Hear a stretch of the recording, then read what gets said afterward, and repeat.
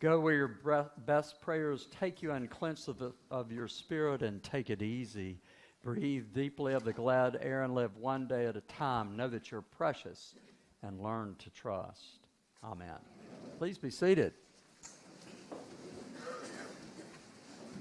Well, good morning, and it's good to see all of you on this sunny day, and thanks for being flexible. We're flexing ourselves outside of our worship space, but it's working out pretty well, so thank you for your flexibility and all you're doing. And lots of people are helping us with this. Been a good week. I hope y'all have had a great week. I've had a little time off. Tom's had a little time off. Chris is off today, so we've gotten rested a little bit. Hope you've had a chance to get a break, and I know lots of people have been on spring break this week.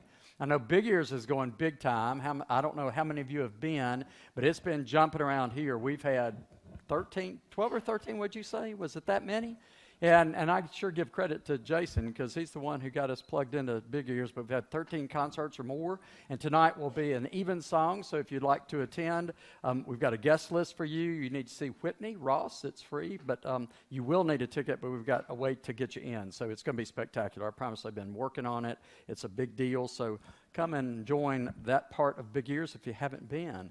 And it's interesting kind of with all of that because I was at a wedding last week with Lois, and during the wedding, someone that I admire, and I really do, I don't mean this in a put-down any way, just kind of interesting. I've kind of been teetotaling during Lent. Anyway, so I'm getting Lois a glass of wine and taking it to her.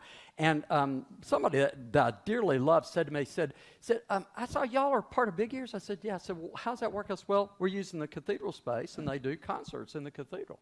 And the person said, oh. So I took the glass of wine back. A few minutes later, this person came up again near me and said, that Big Ears thing, yeah? Said, is that okay with you?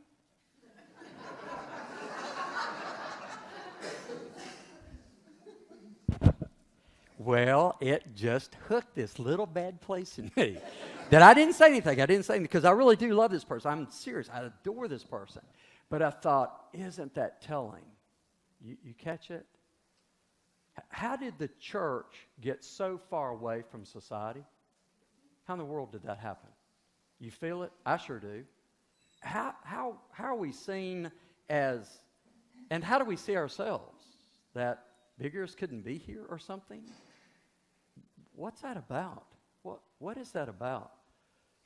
It just hooked something really awful in me, to be honest, and a real fear in me that, yeah, we really are those people who look inhospitable, whose doors aren't open to kind of folks, and you couldn't do a concert in the church. You realize in Europe, most places they have those big cathedral churches. You've been there in England, other places. They don't have civic centers, not until the modern era. You know why? The civic center was the church.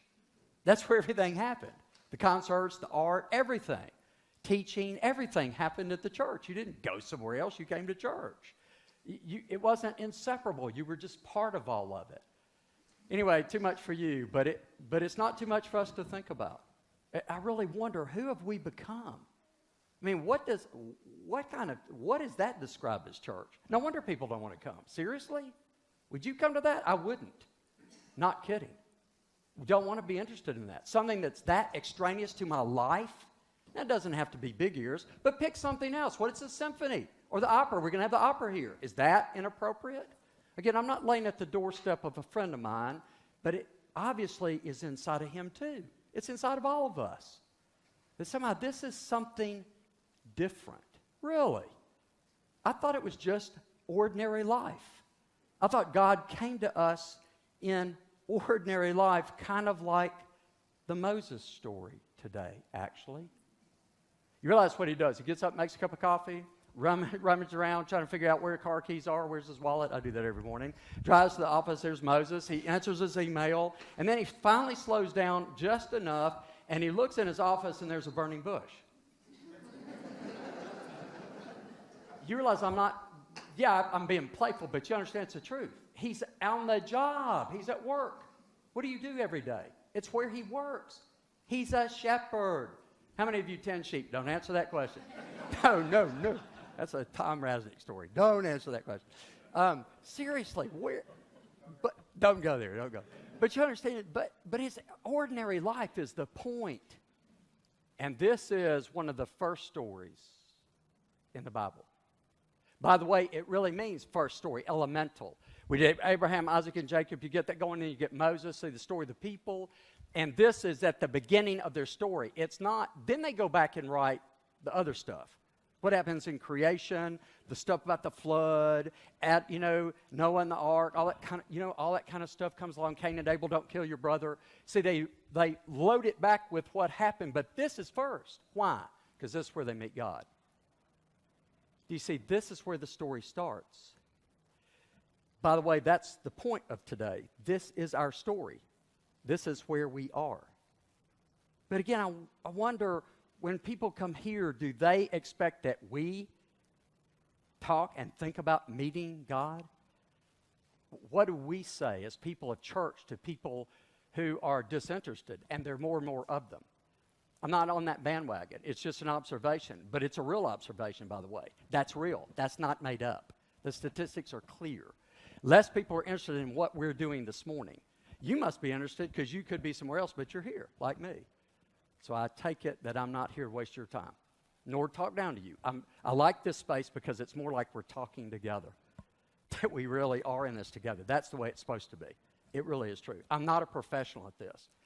I'm a professional, hopefully, at doing something about church. I'm a Christian like you trying to live my faith.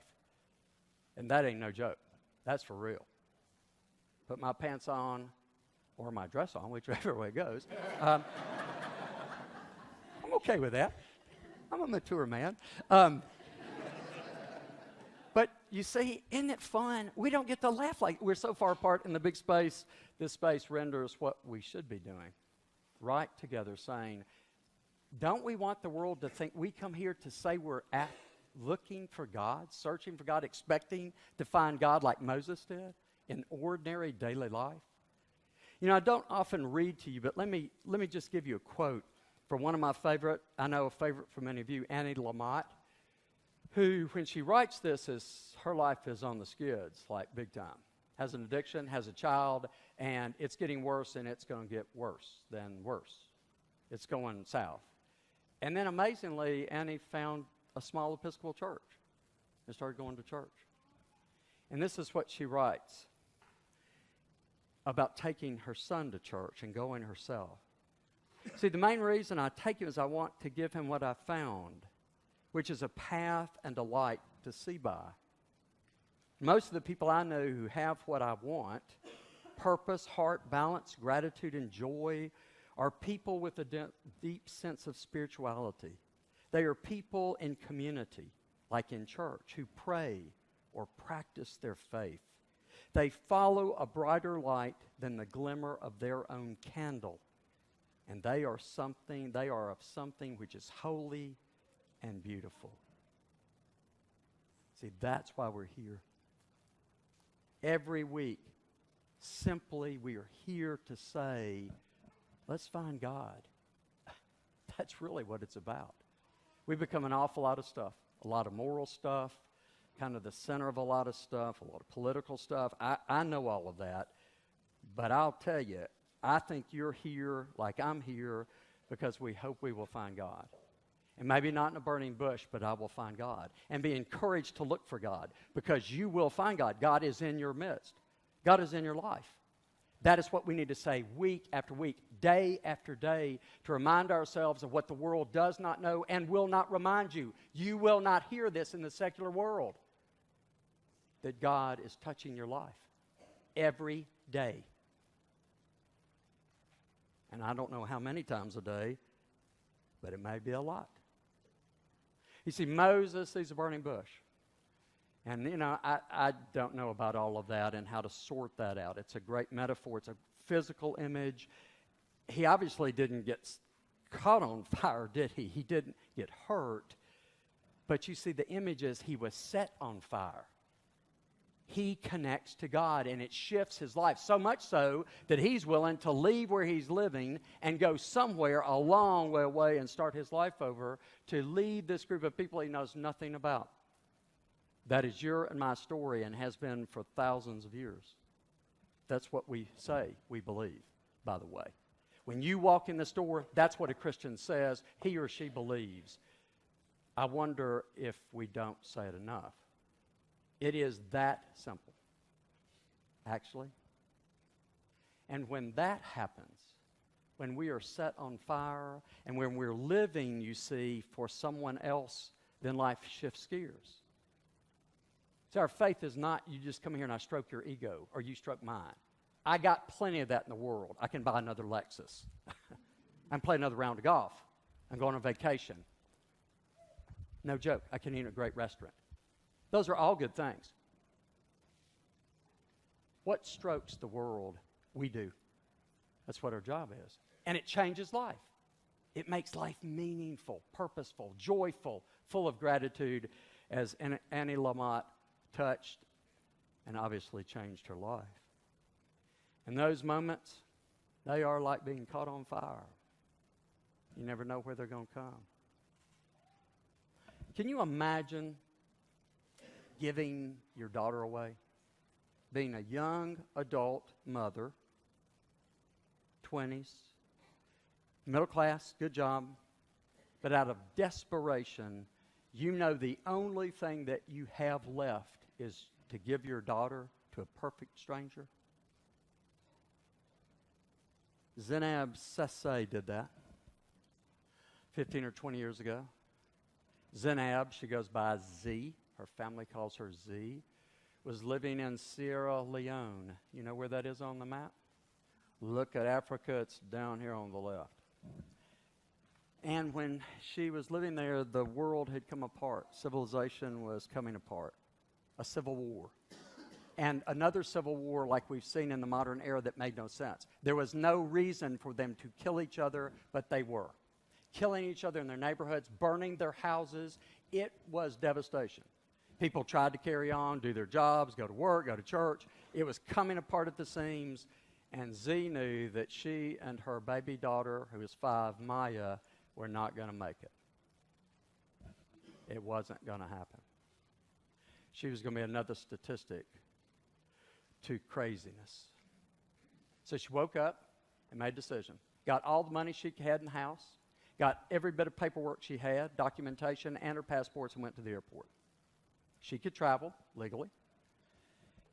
And said, I want a tickets to the United States. The woman said, I'd love to help you, but you don't have enough money. You can buy one ticket. She said, I'll take it. And then she asked the woman at the counter, you realize they speak Creole, in Creole, who on that plane is going to the United States? Woman looked, she looked at the manifest, she said, well, there's one person. Said, who is that? Said, in Creole, that young man over there. Actually, she said, that young white man over there. She said, looked and went, oh, great. She went over and said, his name's Tom. Please, sir, could I speak with you a minute? I want to ask you a favor. I want to ask you to do something for me. Will you take my daughter, Maya, with you to the United States? He looked at Maya and looked at her, and he said, no. He said in reflection, he said something like, heck no, but it was a lot stronger. He said like, no, you don't want me to do that. I'm a single young guy. Tom was in country. He was a lawyer working on the war crimes process that picked up, prosecuted people for war crimes there. He was trying to get home in a hurry. He said, this isn't going to work. No, ma'am, I can't help you. So the next 15, 20 minutes, she just wore him out in her Creole and broken English. Please take my child with you. You do not understand. She will die. You are my hope. I want you to take my child. I have relatives in the United States. I've contacted them. It's going to work out. Of course, he'd heard that kind of stuff. And he said, for some reason, he finally broke down. He said, okay, I'll take her. I'll take her. So, mom checks her in, leaves. Guess what Maya starts doing? She starts squalling. They get on the plane. The plane's going to make a lot of stops. It's going to be in the air a long time. It has to go next door to the country next door, Côte d'Ivoire, and it's on the ground for like 3 hours. Maya's screaming the entire time. She speaks no English. He speaks no Creole. But Tom does know one thing. He knows one children's song in Creole, but he knows one stanza of it. That's it. So he starts singing it to her. So she kind of quietens down. As soon as he stops, she starts crying again. So he kept singing. He just sings and sings. He just said, I just kept singing, kept singing. Well, she finally falls asleep. They're back in the air again. Now on their way to Brussels, hit Brussels. She wakes back up, starts all over again. He starts singing again. He has no idea. Now, I want you to imagine this. A young white man with a young African child, and he's trying to check in with her. He's got her papers, and they said, is this your daughter? And like, what are you doing with this child? And this is not a joke. And he said, I'm taking her to the United States. Oh, you're taking her to the United States. So he has to go through this in Brussels. It's not a game. That's real life. He's got himself in real life. But they believe him. They board the plane, head to the United States, get to Dallas, 25 hours later and 8,000 miles, and tons of crying and tumult. He said, I can't describe it, how bad it was. They get to Dulles, no family, of course. He knew that was coming. So they start scouring the airport. They make announcements. They call the police. They just do everything they can. And amazingly, her grandmother's in the airport with some other relatives. And Maya is safe. And Tom goes on his life. Maya goes on hers. Tom is a young Catholic boy, does pretty well. He's a lawyer. Comes back after his duty overseas with the Foreign Service, becomes a congressman for a couple of terms, living his life. Recently, that story was found out, and somebody said, have you ever reconnected? And he said, no. As it turns out, Z and Maya have been looking for him for 20 years and didn't have any idea who he was or where. They didn't even know his last name. They had no idea who he was. He'd been a congressman or anything. And so they were brought together. Very powerful reunion. Very powerful. And there's Maya, now a young, adorable, gorgeous young woman in college. And her mother, living a good life, has a job, settled now in her community. And when they asked, Maya simply said these words, he saved my life. And Z said, there is nothing I can do. There is nothing ever. There's no way I could ever repay him in 2 or 3 lifetimes. He has no idea what he's done for us. And then they interviewed Tom and asked Tom, what in the world? What was this? And he said, I don't know. Something moved me, touched me, pushed me, pulled me. He said, but I know one thing in life. There are lots of reasons, more reasons to say no. But there are moments for us to say yes. Today, you will meet God.